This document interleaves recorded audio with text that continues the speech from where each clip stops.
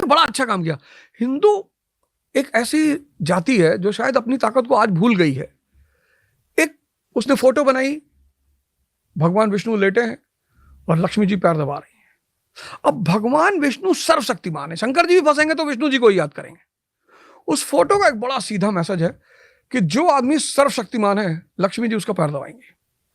अब सवाल ये उठा कि सर्वशक्तिमान बनेंगे कैसे? तो शंकर जी आ जाते हैं, तीसरी आंख खुली हुई है। जिसकी तीसरी आंख खुल गई उसका इंटरनल डायमेंशन जाग उठा।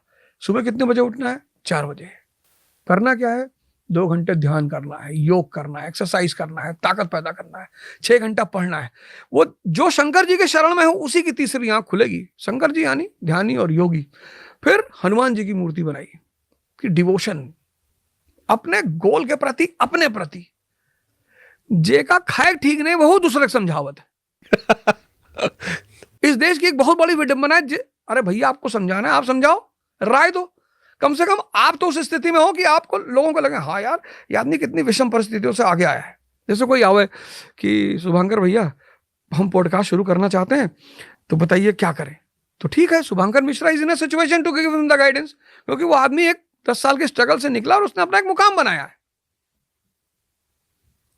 और ये गजनी टीवी के चैनल यहाँ घूमते हैं यार अभी 3 दिन बाद वह कैसे बताए दे हैं यार।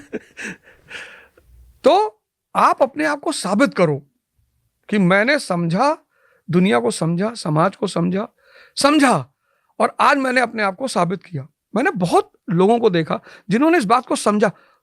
एक सबसे बड़ी बात यह है कि हम इतना दोष देते हैं दूसरों को, बुराई करते हैं दूसरों की। बहन जी तो नहीं देती, मायावती जी हमसे ज्यादा कठिन परिस्थितियों से गुजरी है। वो सामान्य परिवार से थी, वो भी समझ आ गया ना करना क्या है, कितनी ऊंचाई पे पहुंच गई। और संघर्ष से कोई नहीं बच सकता, ये इस धरती का नियम है। एक पौधा है जो संघर्ष नहीं करता है, वो है कैक्टस। उस पर कोई जल नहीं चढ़ा था। लेकिन तुलसी चाहे जितना आंधी पानी आवे गिरत नहीं, अंगना में अगर लाग है तो लागे रही, चाहे जितना घुमाए ले जाओ, 360 डिग्री यार घुमाए ले जाओ, 360 डिग्री यार घुमाए। आम एक पेड़ गिरत है, कब वो तुलसी पेड़ पर पौधा नहीं गिरा है। तो वो धूप भी झेलती है, बारिश भी झेलती है, ओला भी झेलती है, सब भी झेलती है। और फिर उसका औषधीय गुण पियाए तो बुखार ठीक होगा, खांसी ठीक होगा। बाबा रामदेव तो कहते तुलसी के पिया करो तो कैंसर है ना होए। यहाँ जो कैक्टस बना घूमते थे कहते हमें कोई जले नहीं चढ़ावत है, तुम्हें छू ले तो कांटा लाग जाए, तुम्हें क्या जल चढ़ावे है।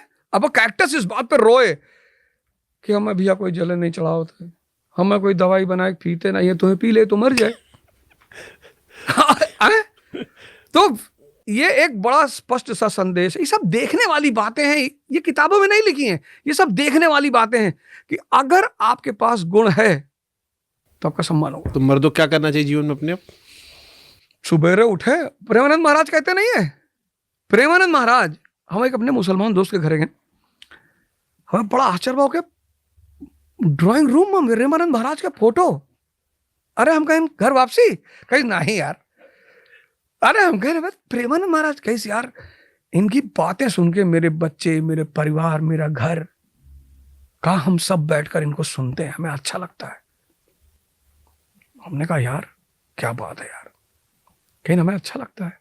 हमने इनकी बातों को अपने जीवन में लगाया। मेरे बच्चे एक्सरसाइज करने लगे, जिम जाने लगे, क्योंकि बाबा ने किसी वीडियो में कहा होगा कि सुबह 3 बजे उठो और दंड बैठक मारो और सपाट मारो और ये करो, और 6 महीने हनुमान दंड पे बड़ा उन्होंने बोला। तो अगर एक मुसलमान परिवार एक हिंदू संत को सिर्फ इसलिए सुन रहा है कि उसका जीवन बदल रहा है, बाबा का गुण है, बाबा का गुण है तुलसी जैसा।